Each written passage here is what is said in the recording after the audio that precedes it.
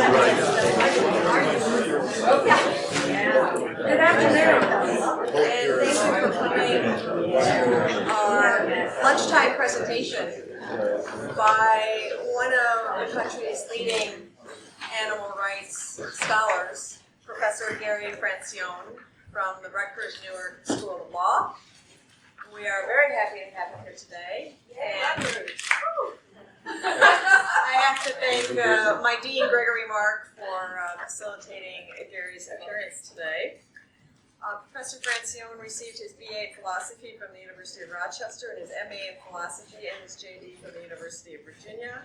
He was a law clerk for Justice Sandra Day O'Connor of the United States Supreme Court. He has been teaching animal rights theory and the law for more than 25 years. He's lectured throughout the United States, Canada, and Europe. He's been a guest on numerous radio and television shows. He's the author of numerous books on animal rights theories and animals and law, and his most recent book, The Animal Rights Debate, Abolition or Regulation, was published in 2010 by Columbia University Press. He is also the co-author of a series, Critical Perspectives on Animals, Theory, Culture, Science, and Law, also published by Columbia University Press. He teaches criminal law, criminal procedure, torts, and evidence, and serves as chair of the Appointments Committee at Rutgers. So please join me in welcoming Professor Gary Francione.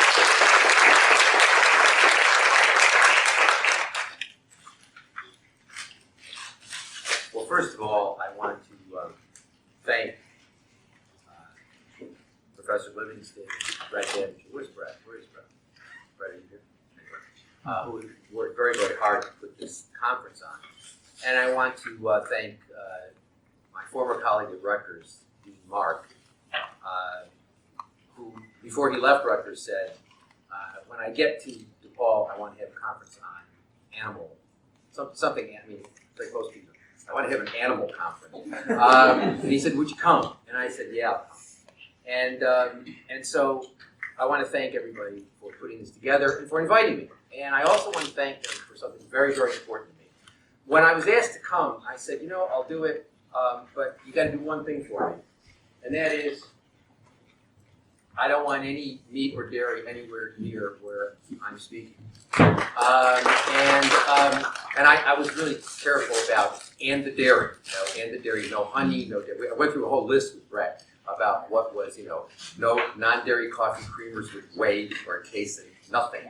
And they accommodated that, and I appreciate that. And so I'm very, very grateful.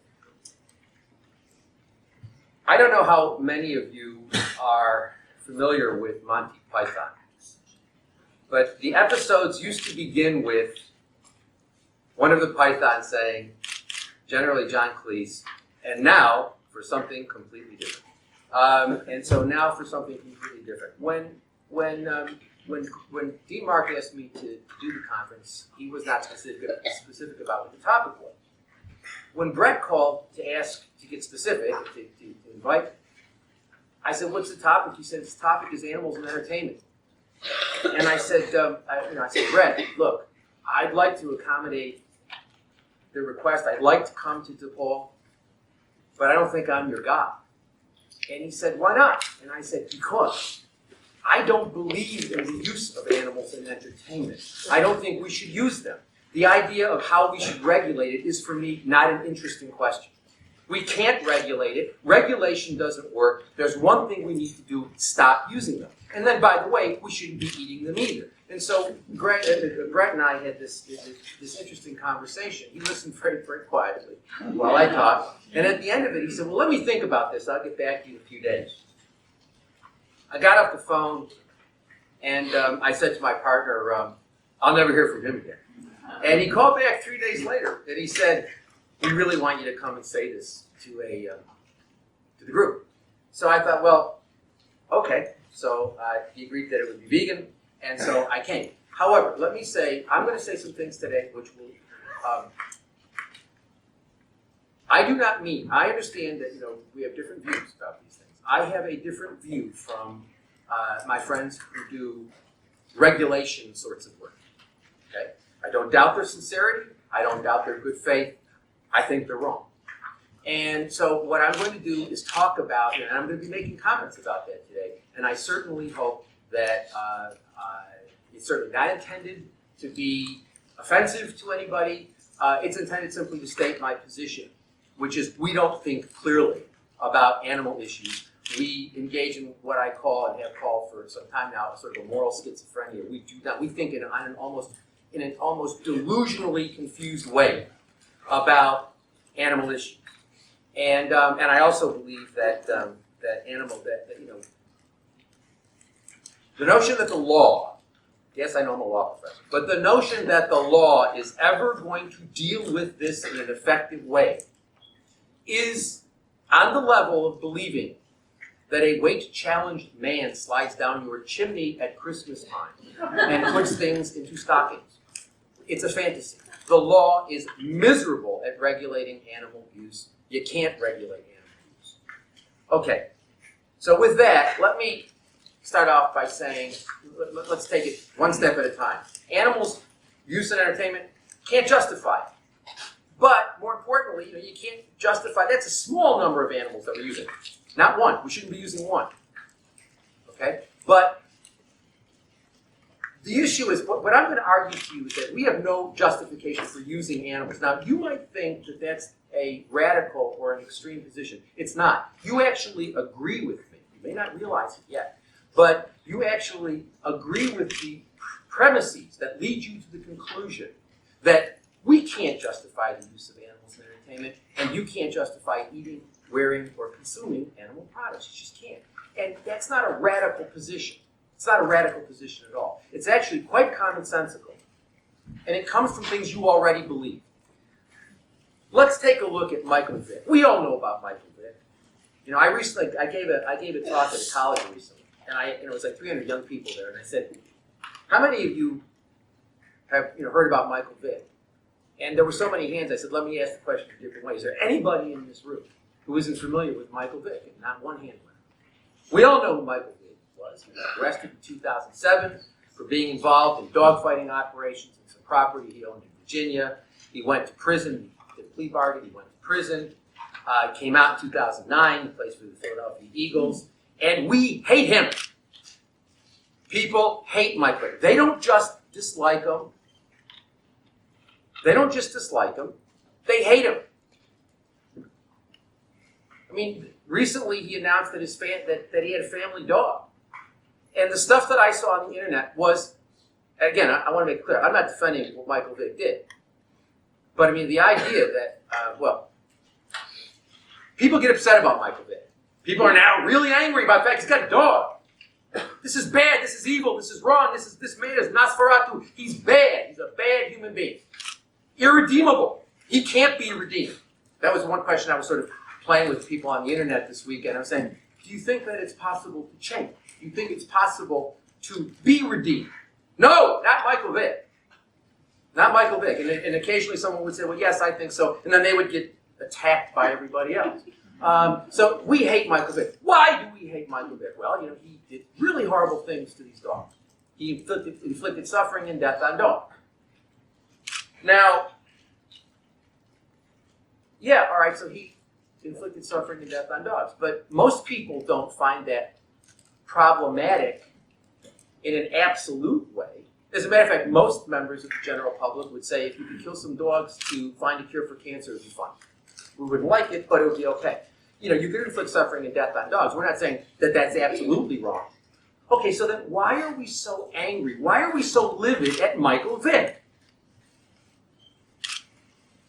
Because unlike the situation of vivisection, now, let me be clear, I do not believe at all in vivisection. I would not kill one rat to find a cure for cancer. I mean, not that that would ever be an option, but I wouldn't do it. So I don't want you to think that he's promoting, I'm opposed to vivisection.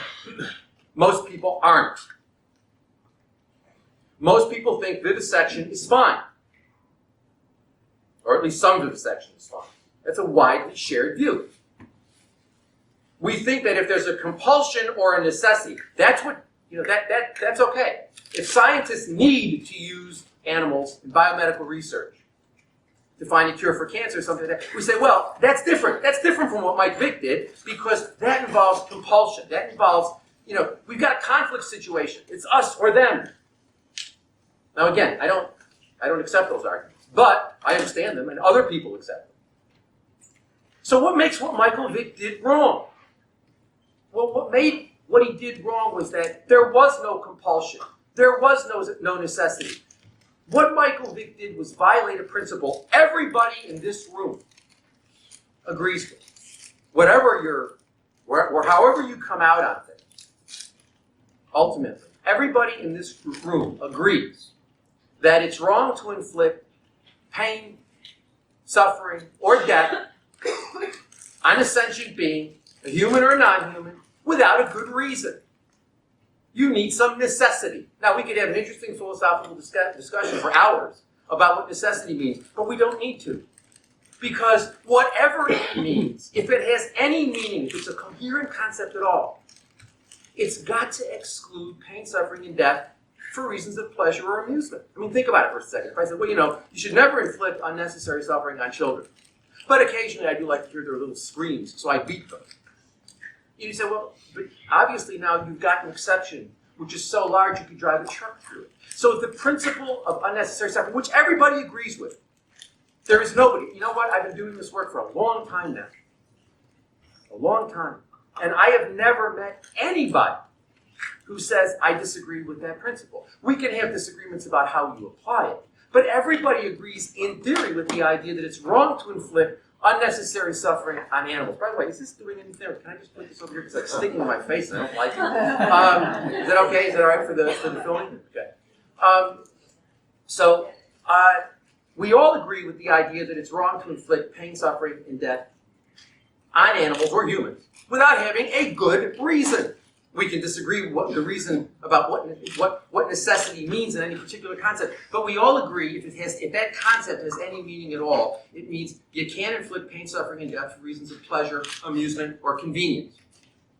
I mean, I would say conventional wisdom is basically conventional wisdom, by which I mean what people think, not what philosophers think, not what animal rights people think or animal welfare. Not the average person on the street.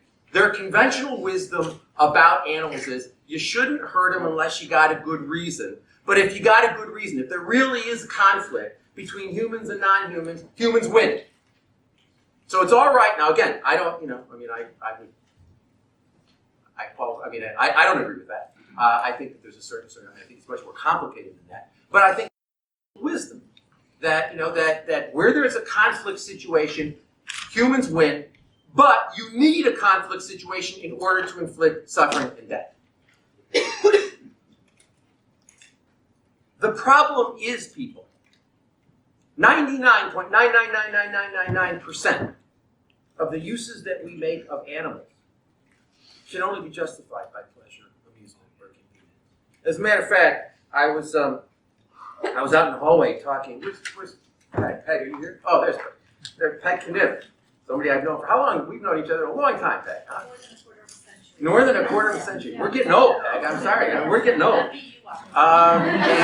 So Peg runs the National Anti-Vivisection Society here in Chicago, and the only use of animals that we make, that we engage in, that is not transparently frivolous, is the use of animals in biomedical research to find cures for serious human illnesses. I don't agree with it. I think it's wrong, but I think that's an interesting thing you can talk about. The rest of it's all a no-brainer. There is nothing interesting to talk about if you take animal interest seriously. The 99.99999% of what we do can only be justified by pleasure or amusement. Now, let's look at a particular instance. Let's start with eating.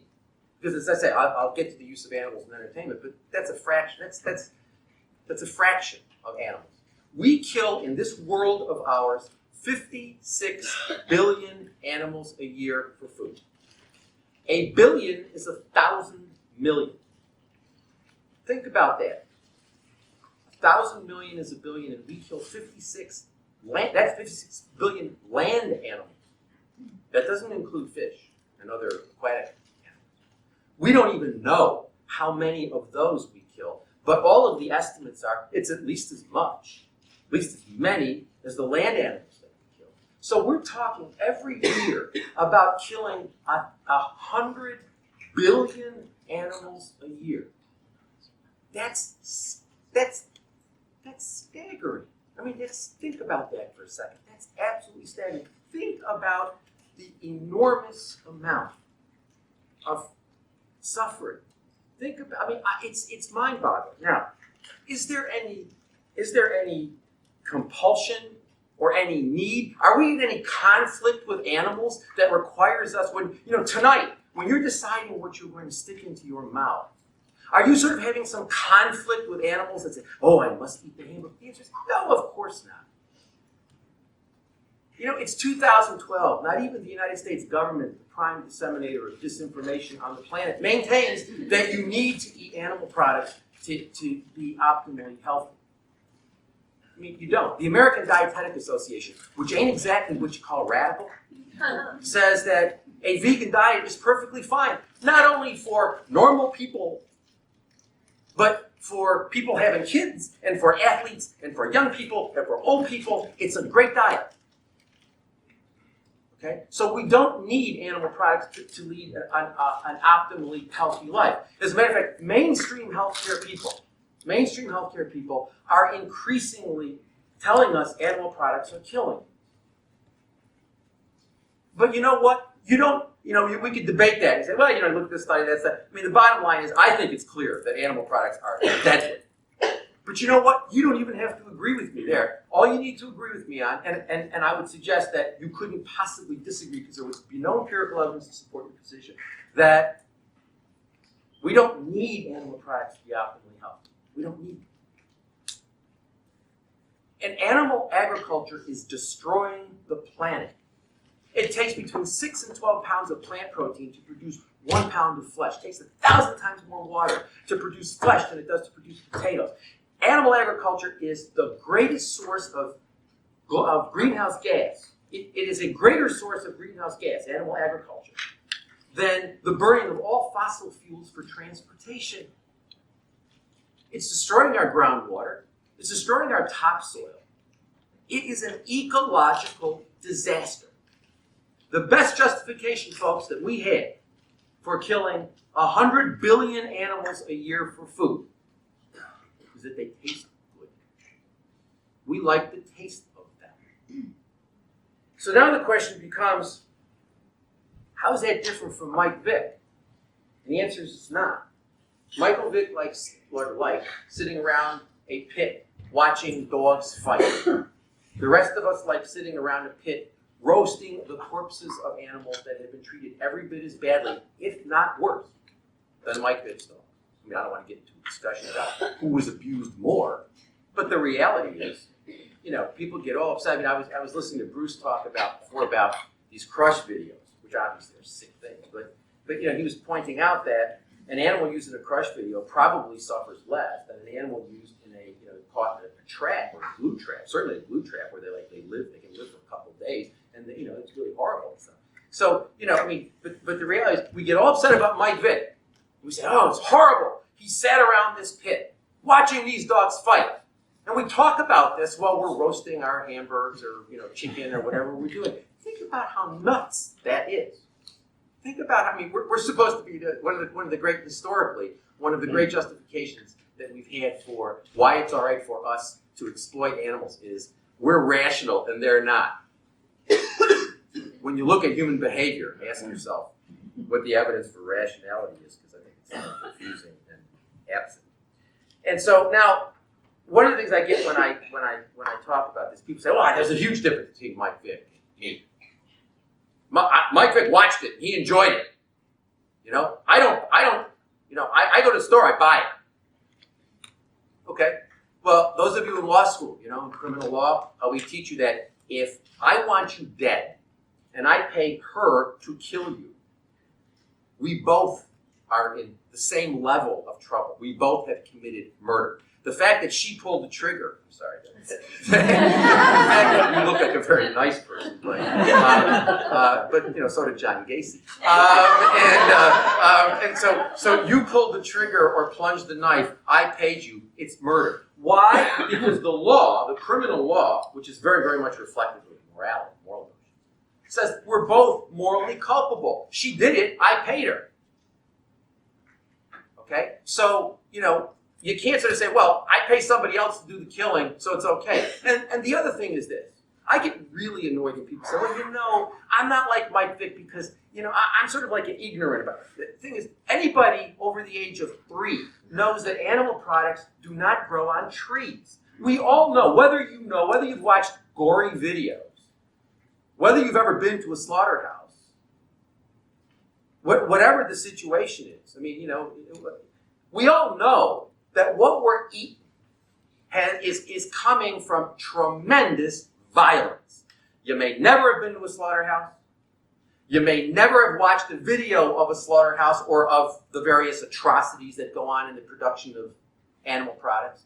But you know damn well you can't claim to not know what's going on and how what you got on your plate got. You just can't. I'm sorry. That's just not credible. And so the bottom line is we really are no different from Michael Vick. And let me make one thing about a lot of people say, well, I don't meat. Yeah, I agree with you on meat, but what's wrong with dairy? They don't have to kill the cows. The answer is, if again, that's crazy. That makes no sense. Animals used in dairy, generally, not always, but generally live longer than animals used for meat, are treated every bit as badly as the animals used for meat, and they all end up in the same slaughterhouse anyway. So this idea, I know a lot of my friends in the animal community are not happy with when I say I think vegetarianism is an incoherent moral position. To say when somebody says to me, I'm a vegetarian but I'm not a vegan, I always say, well, that's sort of like saying I eat the meat from small cows but I won't eat the meat from large cows. I mean, why draw the line? It all involves suffering. It all involves death. As a matter of fact, I would say there's as much suffering and death in a glass of milk as there is in a pound of steak. I really believe that. I've visited slaughterhouses. I've been in various animal operations. I've seen dairy farms. I've seen dairy farms that are supposed to be the humane, happy dairy farms. And you know what? Nonsense. All torture, all death. Terrible stuff. Shouldn't consume anything. Now, so how are we any different from Michael Vick? The answer is we're not. He becomes a convenient person to hate. And there are probably other elements of that. He's a person of color, so that makes it easier in our culture to hate him. So there's that element as well. But the bottom line is, he's no different from the rest of us. He really isn't.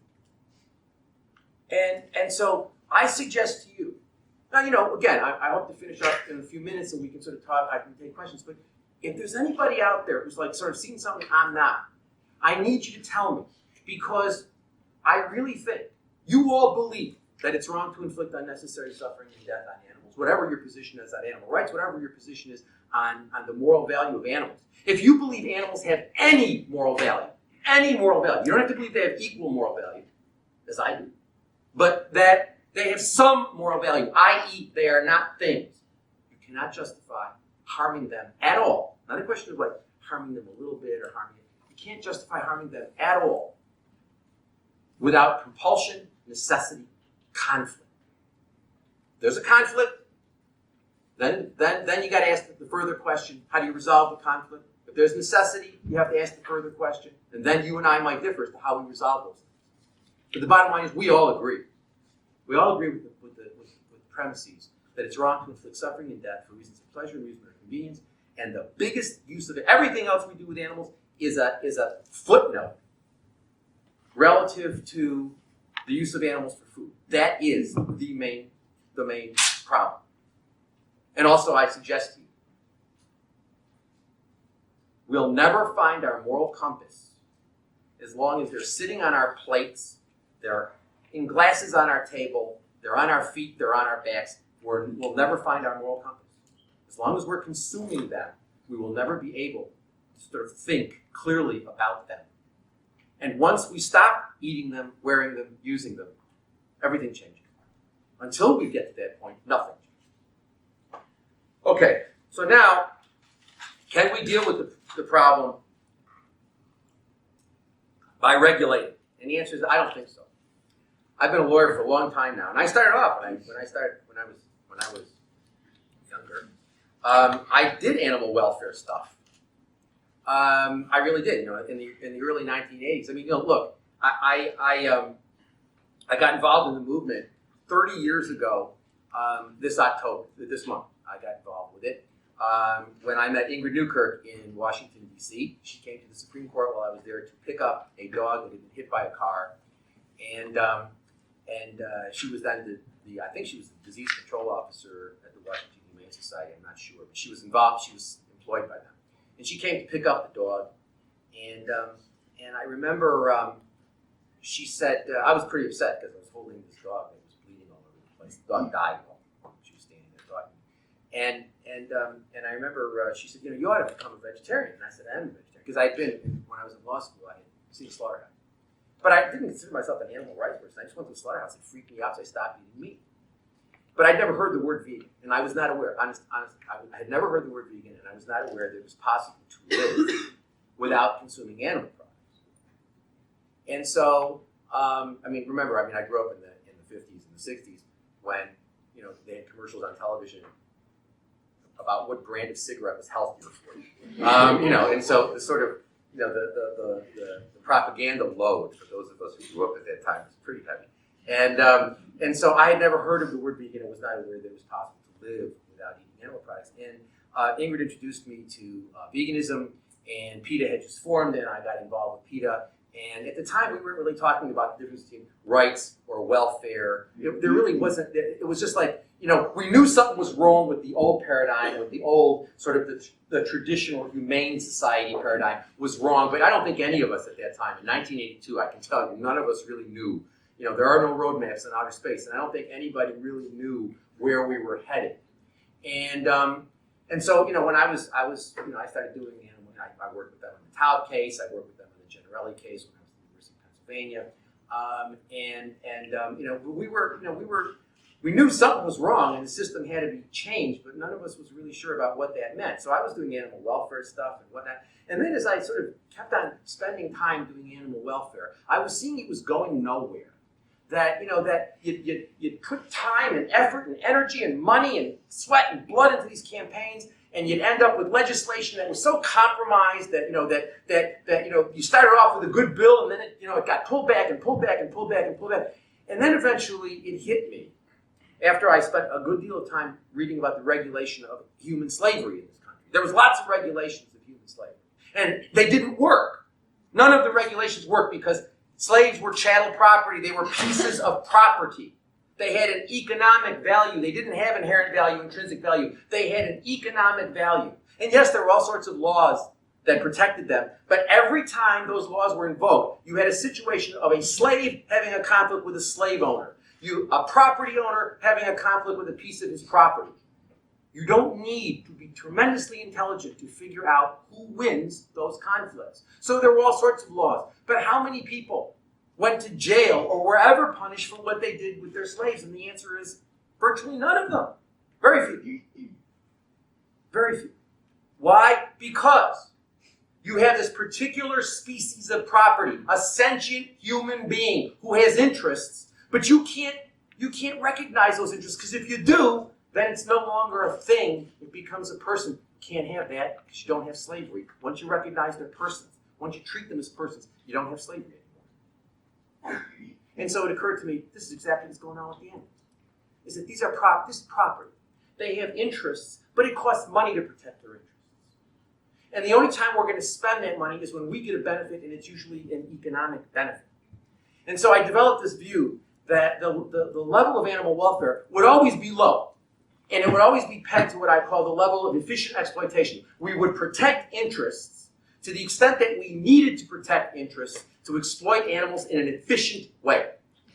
And we would not go beyond that. And you know what? You can look at examples and you see this is true. Look at the Humane Slaughter Act of 1958, which required that large animals be stunned before they're shackled, hoisted, and cut. That law was passed basically because it was economically beneficial for the industry. You got a 2,000-pound animal hanging upside down by her back leg where she breaks her pelvis when you pull the chain up, and she's conscious, she's moving around, she hits people, causes carcass damage, decreases the value of the meat. Doesn't work. So what do? We say, well, we're going to stun, we're going to be humane, we're going to stun, we shackle and hoist them. And the problem with that is that they have interests, lots of interests in their lives. all through their lives. And so we pick this one interest because we get a benefit from regulating that. And you know what? Things haven't changed. Look at the campaigns we have now. And again, I do not mean to offend anyone, but I look at this, let's have gassing of chickens. Now, if you look at, rather than the electrical stunning, if you were to start, anyone in this room said, you know, law school sort of sucks. What I think I'm going to do is start a chicken slaughterhouse. Not many legal jobs. I want to start a chicken slaughterhouse. You would be crazy not to use controlled atmospheric killing, or what is used the short name, gassing, but controlled atmospheric killing. You would be crazy to use the traditional electrical stunning mechanism or procedure. Why? Because you have lots of carcass damage, because workers are injured. It's inefficient economically. And what is happening is, and if you look at the animal groups that are promoting controlled atmospheric killing, what you see is that they are taking the position, they are arguing to the industry, this is in your economic interest, and it is. And what is happening is you got some people who have large capital investments in current factories, but when those people change, when they expense that, once through their accounting procedures, they expense that stuff out, or they replace that equipment, they're all going to go to controlled atmospheric killing. It would be irrational not to. Look at the gestation crate. The gestation crate is an economically inefficient way of dealing with pregnant sows. You're much better off using electronic sow feeders, which actually increases your production efficiency. It's a better thing to do. It's a better thing to do. Same thing with veal crate. The veal crate. Veal crate's going out in Europe and a lot of places here. Why? Because the Europeans have realized when you take a baby cow and stick that animal in a chute, under those circumstances, you know what happens? They get stressed. When they get stressed, they get sick. When they get sick, if they get sick before the 6 months when you slaughter them, then what's going to happen is you're going to end up having to call a veterinarian. It costs money. You take them out, you stick them in a small social unit where they don't have a lot of space, but where they got a little more space, boom, you cut down your veterinary costs. So what ends up happening is animal welfare is basically, it's basically industry realizes that certain things are not particularly efficient. And the inefficiencies of factory farming are only coming to be seen now. Remember, factory farming started in the 1940s, 50s in the United States, right? And then it spread all over the place. So only now are we coming to see what the real costs of factory farming are and what the inefficiencies are. And so the level of animal welfare is very, very low. And it's always going to stay low. It's always going to stay low. And I think one of the worst things that's happened is that the animal movement in this country and in Europe has now moved into this happy exploitation movement. Cage-free eggs, free-range this, animal compassionate labels, freedom food labels, all of the groups, almost every large group in this country and in Europe sponsors or is involved with some sort of happy exploitation label. I think that is a disaster. Because what that is doing is telling people you don't have to deal with the moral issue, or you can deal with the moral issue by compassionate consumption. I tell you, I just said those words and I shiver. Compassionate consumption is a really problematic way of looking at things. I mean, it suggests that there's a right way of doing this, that there's a morally acceptable way of exploiting animals. There's not.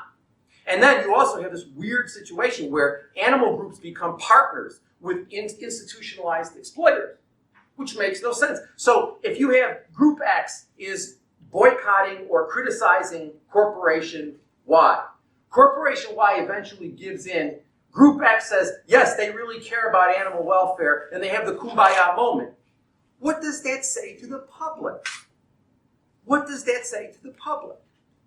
I had one of my colleagues at Rutgers a couple years ago had read some article about PETA boycotting Kentucky Fried Chicken in Canada, and then calling off the boycott when Kentucky Fried Chicken in Canada agreed to phase in over the next 3,000 years, buying all of their chickens from animals that had been gassed and not stunned. And so PETA called off the boycott, which to my colleague meant it was okay to eat. If you were in Canada, it was all right to eat chicken. Now I'm sure I know the people at PETA well enough to say, no, that's not the message we were intending to set out, but the problem is that's the message that is sent out. So now people say, gee, I can't wait until Kentucky Fried Chicken in the United States starts gassing chickens so that I can eat Kentucky Fried Chicken again. And it sort of makes me very sad to think that the clarion call of the revolution for animals is, let's gas the chickens. I mean, if that's what we're talking about, we haven't moved very far. So I think this is a real serious issue. With respect to animals and entertainment, we talked this morning about Associated Humane. I'm sorry, but I was involved in a case many years ago in which animals were abused in a film. And I learned a great deal about the use of animals in films. And I visited wranglers. I think there's where is Mr. Rosa? Yeah, they call wranglers, that's what they're called? Or, handlers. I visited a bunch of those places out in California, and they were horrible. The stuff that went on set was horrible. And as I recall, when they were using the chimpanzees, they were getting into grimace by using snakes. These people had snakes. The film was called Project X. It starred Matthew Broderick, as I recall, and there were issues about what went on there. And look, Associated Humane, again, I don't question the sincerity, I don't question the good faith, but Associated Humane is there because the movie industry allows it to be there and finances it. How effective do you think it can be in regulating it, even if it was possible to be regulated? And I do not believe it is. I mean, to say, yeah, we can stop a production. You do that too often, and you know what? The movie industry doesn't give you its largesse anymore, and you don't get your funding anymore. So the bottom line is that we can't regulate this stuff. Now, I know a lot of young people say, well, but what about animal law? What about, can't we use the law? And the answer is, no, the law, look, what's law school, people? Law school is a 3-year property course. Well, you learn, it's you take property, but you also take like all these other courses, but they're all about property, by and large. Okay? The law is about property. Animals are property. They are chattel. They have no economic value. They have no intrinsic value, no inherent value. They are things. Do you really think the law is going to be effective, particularly in a world in which we're killing? Everybody eats them. People hunt them. They use them. They wear them. Does anybody really think that the law is going to be effective? Look at anti-cruelty laws. If you really want an adventure in uselessness, go and study anti-cruelty laws. They are useless. They do nothing. They basically exempt, either explicitly or implicitly, all institutionalized uses of animals. That is, anti-cruelty laws will often say, this does not apply to the use of animals for food, the use of animals for agriculture, the use of animals in hunting, the use of animals in biomedical experiments. And you wonder, what the hell does it apply to? And the answer, it applies to the pathological circumstance where a couple of kids take a Dalmatian, tie the dog to a tree, and kill the dog, torture the dog. Yeah, it applies in those sorts of situations. Then people say, the anti-cruelty laws work. Cruel treatment has been punished. And the answer is, you're dreaming. You're dreaming. There is, what we do to animals that we exploit every day is worse than what people are convicted of doing under anti-cruelty laws. I remember some years ago, I was a guest on Court TV. It was the last time I was a guest on Court TV. And they had a trial where some guy got upset with his neighbor, and the neighbor had a little Yorkshire Terrier. And the little Yorkshire Terrier came and peed on the guy's grass, and the guy came and he kicked the dog. He was a small dog, do that too hard, dog died. So this guy is being prosecuted for anti-cruelty under the anti-cruelty law. I don't remember what state it was, but anyway. So I was those were in the days when they used to have the trials all day, and then we had the commentator sitting there with Nancy Grace, or who was ever doing it at the time, and I think it was Nancy Grace. And you'd watch the trial and they'd cut to the expert. So every time she cut to me, and she said, well, what do you think of that testimony? I said, look, I said, it's sort of really weird because we're all upset with this guy. We're all thinking he's a really cruel person, but those jurors are going to go home tonight. They're going to eat steak. And she cuts a commercial and she said, no, stop that. I said, why? And she said, I want you to comment on the trial. I said, but I am commenting on the trial. This is like a show. This is a drama. This is craziness. We're all sitting around worrying about the guy kicking the Yorkshire Terrier, which he shouldn't have done. I'm not saying, that he should have done that. But that's not what, but because we want to pat ourselves on the back and say, we're humane, we're good, we're decent people. Pass me that hamburger. And the answer is, come on, people. if we take animals seriously, we gotta do much better than that. But anyway, anti-cruelty laws don't work for lots of reasons. And I want to end. I mean, I've got a lot more to say, but I want to end by basically saying I think we're going in the wrong direction. I've been doing this for 30 years. 30 years. Okay, I'm pushing 60, and I'm telling you. By the way, being a vegan for 30 years, I have more energy than most of my students who are young enough to be grandchildren now. And I don't care what anybody says. Anybody wants to tell me that eating a healthy vegan diet is 10 zillion times better for you, I disagree. However, I've been doing this for 30 years, and because I am a vegan, I will be doing it for another 30. But I can tell you this, that in the 30 years I've been doing this, I ain't seen it going in the right direction.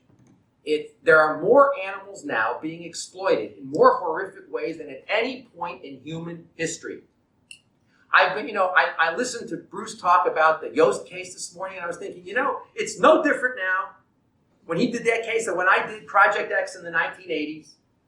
It was Betty Denny Smith. She was the director of it, I think, at the time. Betty Denny. Project X started with Carmelita Pope. Carmelita Pope. That's right. Carmelita Pope. I remember Carmelita.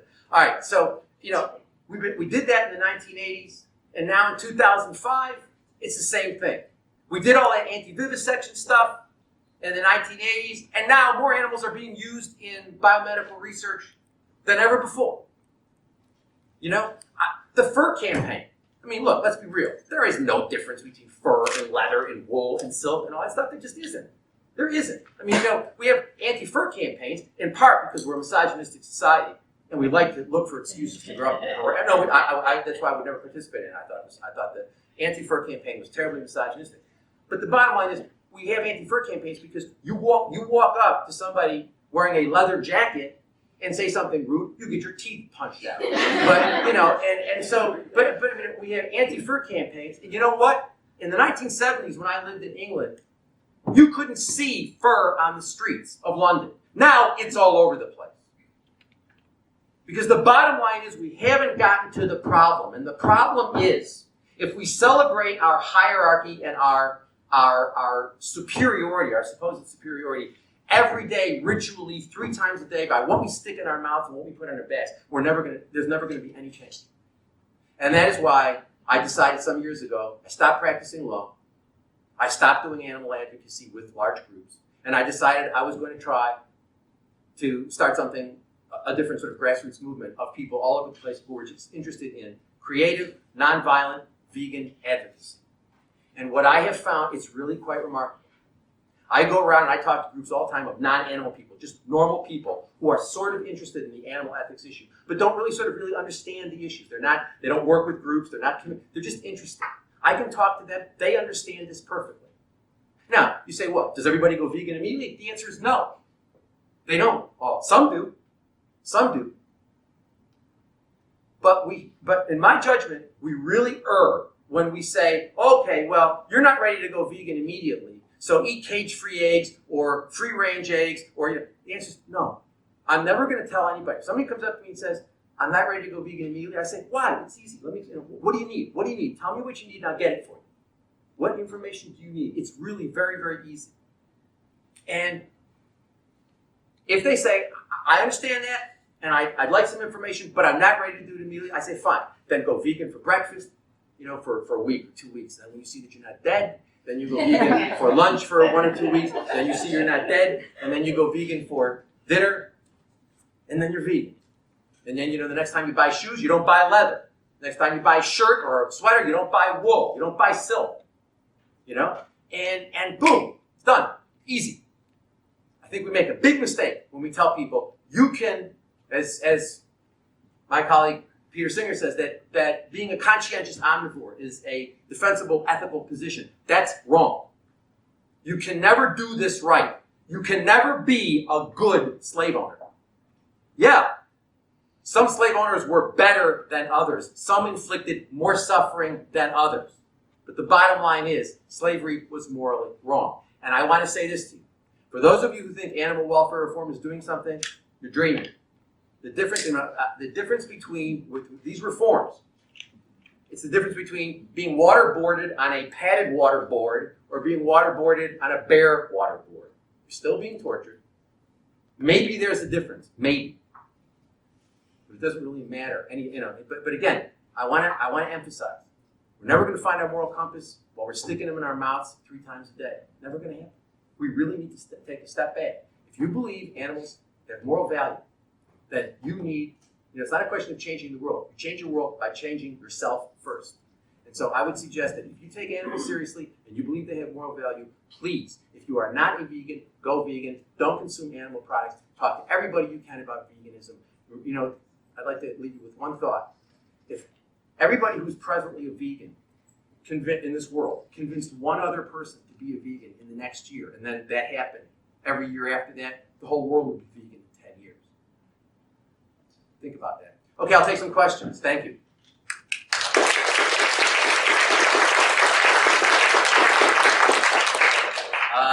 Yes, from New Jersey. Yes. Good afternoon, Professor. It's really an honor to hear you for the first time. I want to ask you a question. Yeah. Not so you specifically answer it, but perhaps you take off from it a bit. Why do you think that people in the mainstream animal protection movement despise you so? Wow. Do they? I'm afraid they do. They do. Look, the question is why people in the mainstream animal movement don't like me. Actually, the word you used was despise. Actually, I am aware that they do. And I'm sorry about that. It's impossible in this movement to criticize what's going on. There's no such thing as criticism. There's no debate or dialogue that goes on in the movement. So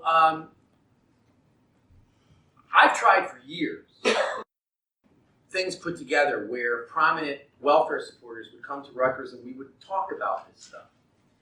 They won't do it. I think most animal organizations are businesses. They are organizations that have large numbers of employees. They have to bring in a lot of money. The way you bring in money is by packaging and selling single-issue campaigns. I saw Dan Matthews, whom I've known for many years, was interviewed a couple years ago in some newspaper in California. Dan's at PETA. Is he still at PETA, kid?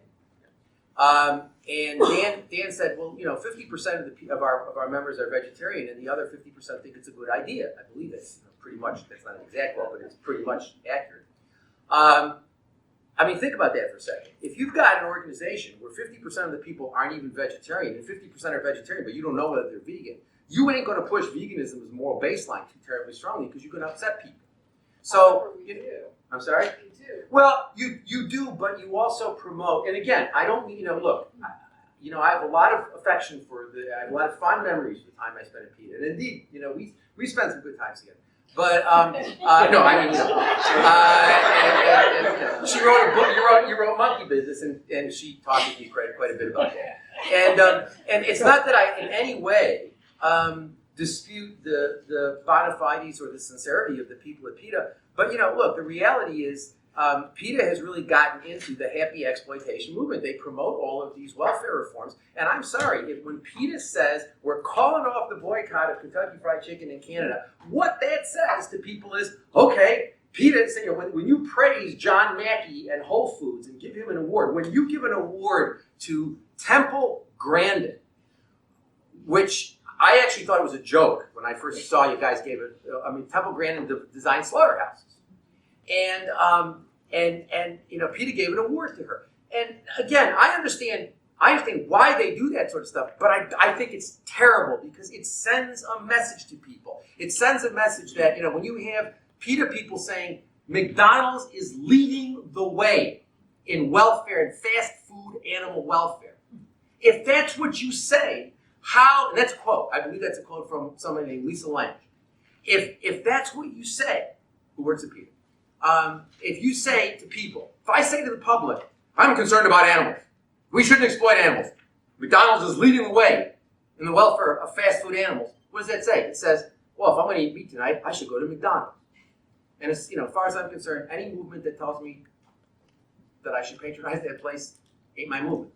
So I think the thing is, I just disagree with this. I've been trying to get a dialogue discussion going, and I want to say, I will say this to you. I would love to have Ingrid and Wayne Pacell and Gene Bauer and all my friends from the old days. If they're willing, I'm willing. And we can have a good conversation at Rutgers about whether animal welfare is doing anything to reduce animal suffering, whether animal welfare is not counterproductive. In my view, it's not only not doing anything to help animals, it's actually counterproductive because it's encouraging people to believe that there's a right way of engaging in exploitation, and I do not believe that. Now, I'm sorry that people get upset with me when I say that. I go out of my way not to attack them personally or not to question their motivation. But the fact that you criticize these groups, every time when I say these things and they say, well, you're in favor of harming animals. You're harming animals. No, I'm not harming animals. I'm saying what you're doing is wrong. You need to rethink it. Now, if I'm wrong, they need to tell me why I'm wrong. But all they do is get upset with me and they say that I am wrong. They don't tell me why I'm wrong. We have time for one more question. We have time for one more question. You. Hi, thanks. I'm just wondering if you think that the law is ever an effective avenue for reform or for to initiate a paradigm shift, and if that is true, which I would like to think so, at least in some fields, can that be applied to animals? Can animals ever benefit? I think that the law, that's an excellent and a very complicated question. I think the law can be used, although I am somewhat, we have this idea that the legal system is the sort of the system which exists apart from the political system. And I don't believe that. I think the relationship between law and politics is a lot closer than we would like to think when we talk about the rule of law as if that is somehow divorced from political considerations. I think it's particularly, so whether it's useful for other situations, one could, I think, reasonable minds could differ on whether the law has been an effective tool for gaining equality for people of color. Because I look at the world and I say, gee, there still seems to be enormous amounts of racism. We just don't talk about it anymore. But I think that there's still enormous amounts of racism. So has the law succeeded? Well, in certain ways it has, and in certain ways it hasn't. It's complicated. I think it's particularly problematic where animals are concerned because you can't increment, once you recognize X is a person is no longer a thing. Once you recognize X is a member of the moral community and is entitled to full membership in the moral community, then you can take incremental steps to sort of to get to that position, or at least arguably you can. You cannot take incremental steps towards personhood.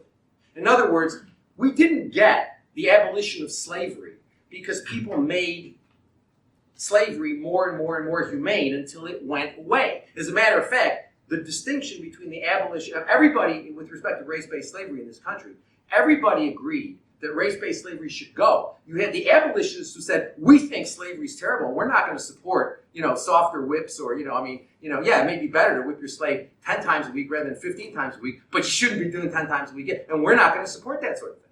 And the regulationists who said, oh no, we're going to get rid of it eventually, but we need to regulate it and make it better and better and better. And so but we didn't get rid of slavery because they regulated it and got better and better and better. We got rid of it because that's complicated too, but at least for our purposes, because enough people decided the institution was problematic. And so I think that using incremental steps to get to personhood is something that doesn't work. I think the law, I think animal lawyers can do useful things. I think that they can represent advocates and help advocates. It's the advocates who are going to change, who are going to shift the paradigm. It's the advocates who are going to shift the paradigm, not the lawyers. I think you make a mistake. Years ago, I was friendly with a guy named William Kunstler, who wrote the foreword to my first book. He was a civil rights lawyer. He started the Center for Constitutional Rights with my colleague Arthur Keynote in New York City. And Bill was a real, he and Arthur were sort of two of the main civil rights lawyers of that century. And he represented the Chicago 7. He was a remarkable guy. And I remember he said to me one day, he said, remember something? He said, we're cogs in the wheel, meaning lawyers. He said, we're cogs in the wheel of the system. And he said, the best thing we can do is keep the good people out of jail while they change the world.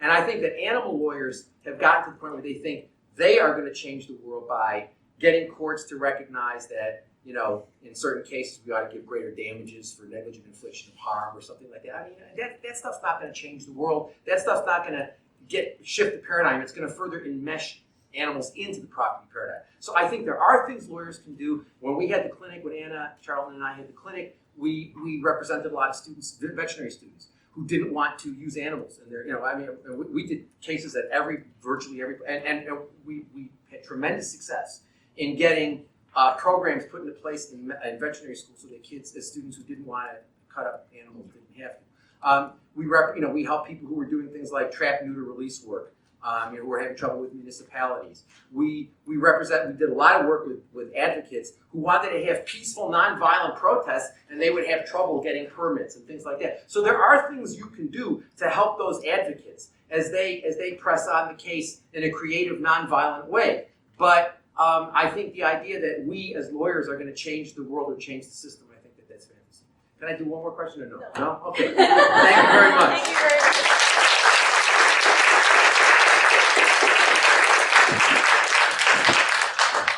Thanks to everybody, and we'll be